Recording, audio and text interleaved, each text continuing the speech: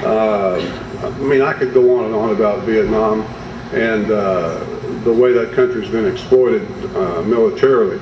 Millions of Vietnamese dead, some 3 million we estimate, but it's far worse than that. Tons and tons of Agent Orange dumped on the country, which is one of the similarities that we see today, especially with Afghanistan. When you look at Afghanistan, it truly was a civil war that we entered into there. A civil war from the standpoint of the fact that there were two tribal factions fighting against each other, the Taliban in the southern part of the country and a group of tribes in the north that we chose to call the Northern Alliance because the Russians and the Iranians helped us put this alliance together. And we entered this war on the side of this Northern Alliance against these people that we call the Taliban. Well, today we've just passed our 7th anniversary, 7 years we've been in Afghanistan, a little bit more than that. And guess what? The Taliban are still there. And now we're negotiating openly with them for some type of end to these hostilities. The government that we installed in Kabul is actually negotiating with the Taliban to try to tone down the violence and the combat, much as we're doing in Iraq with back-channel negotiations with Iran and the Sunni insurgents in Iraq. Condoleezza Rice has been negotiating with Iran off the front pages. The other day I noticed that she was asked the question if she thought the Iraqi war was constitutional. And she said, the Constitution is irrelevant in terms of war today. It's irrelevant. We don't need it anymore. Well, in my opinion, she advocated the legitimacy of her entire government, who took an oath before us and before God to uphold and defend that document. But that's another story. Now, I will tell you that the other ways that Afghanistan and Vietnam are similar, the propaganda, the fact that civil war that we entered into, and the fact that these troops in Afghanistan that we fight, insurgents, guerrillas, whatever you want to call them, we call them guerrillas today, they call them insurgents. We had many other names for them, as I'm sure the folks in Afghanistan and Iraq do today too. All those things are designed to dehumanize the enemy so that you don't really have to look at his face. He's just a this or that, some type of enemy. But these folks in Afghanistan are being supplied by Pakistan and forces inside Pakistan, which, just like in my war, we can't attack because the rules of engagement don't permit it. Oh, we can have an occasional foray over into Pakistan, a missile attack, a bombing attack, something like that, but no real effort to interdict and cut off the supply lines because it's just not permitted. The same thing with us. For 10 years we tried to cut off supplies from the north. We dumped tons of Agent Orange on their jungles to strip away the vegetation so we could see the movement from the air. We seeded their clouds and made it rain so that we could turn the country into a muddy quagmire, hoping that that would keep them from moving south quite so rapidly.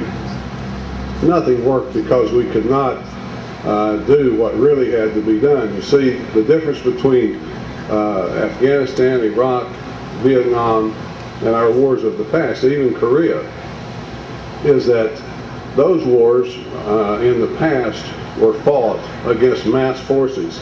Armies faced each other on the field of battle. And if these people in Afghanistan and Iraq today would just cooperate with us and do that and mass their forces so that we could bring our technology to bear, they wouldn't survive 30 seconds. So they're just too smart for that. Now we fight wars when we don't even know what the enemy is. We don't know who the enemy is, and we don't know what victory will even look like if we were able to achieve it. I mean, what would it be? I mean, how will we know when we've won? When the last Iraqi's dead? I mean, would that be it? You know, it's inconceivable. I mean, I will tell you something right now. I'll give you some information. that I've come to believe, and I believe it's true. This affects you, you're young people. But before I give it to you, I'll tell you that Senator Obama, President-elect Obama, may be a man of peace. I pray to God that he is. I'm just going by what he says. And what he says is that he's going to expand this war in Afghanistan into Pakistan, a nuclear-armed country led by basically a lunatic. That's what you have to look forward to. And he says that he wants a military draft to do this. He says, if we're going to do this thing, then we should all participate in it, not just some. I would say that within 6 months of his inauguration, I'll be shocked if there's no draft. We have to have a military draft or a general mobilization of our population in order to do what he wants to do. He wants a draft, not just for the military, but for some type of civilian security force, which originally he said he would require young people to serve in this force. And then later he changed that on his website to say they would be invited to serve. So we'll see what happens. But back to the war, we're not going to leave Iraq, I don't believe, because we built, as someone just pointed out, $1 billion embassy compound plus 50 permanent bases. We have no intention of leaving Iraq or Afghanistan either, for that matter. What we're trying to do right now is tone down the combat a little bit so we can turn our attention to the Russians, who seem interested in confronting us around the world. See, the time has come when this country has got to face some reality, and that is that the Chinese and the Russians might not be willing to loan us money so that we can go and attack their client states around the world.